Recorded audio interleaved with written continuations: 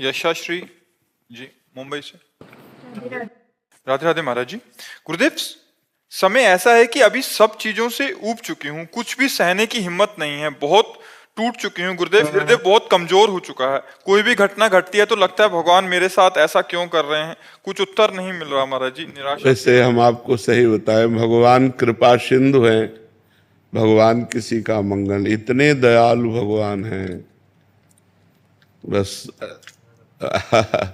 उनकी दया की बात आती है तो रोने के सिवा कोई और बात मतलब कहने की ताकत नहीं है। वो बहुत दयालु। हमारे कर्म ऐसे हैं, हमारे कर्म ऐसे हैं जो हमको कदम कदम पर विपत्ति दुख देते हैं। हम मनमानी आचरण किए हैं, हम भगवान की आज्ञा के विरुद्ध आचरण किए हैं, तो ना चाहने पर भी हमें दुख मिलेगा। वो भगवान नहीं देते। भगवान बहुत कृपालु हैं, भगवान बहुत दयालु हैं, भगवान बहुत पतित पावन है। पर गलती हमारी होती है। जन्म जन्मान जीव तो वही है, शरीर बदलते हैं। तब जैसे हम नया शरीर है, पूर्व जन्म का किया हुआ कर्म उसके अंग प्रत्यंगों को विहीन कर रहा है, शक्तिहीन बना दिया। तो हम ये देखते हैं कि गर्भ में ही कोई बालक नष्ट हो जाता है। अब उसका क्या पाप? वर्तमान में तो कोई पाप नहीं, पूर्व का पाप है। तो हमें चाहिए कि धैर्य पूर्वक सहना।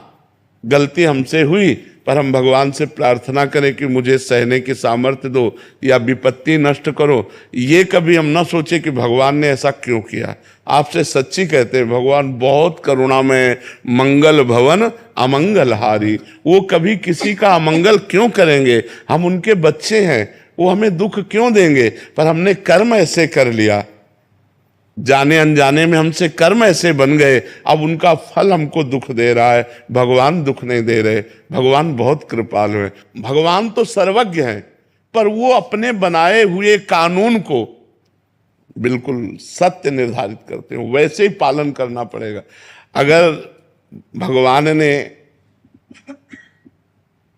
दशरथ जी के पुत्र के रूप में अवतार लिया, राम रूप में, और दशरथ जी के द्वारा एक गलती हो गई, श्रवण कुमार का वध। शब्द विधि बाण के द्वारा उन्होंने समझा मृग, और वो घड़े की आवाज थी।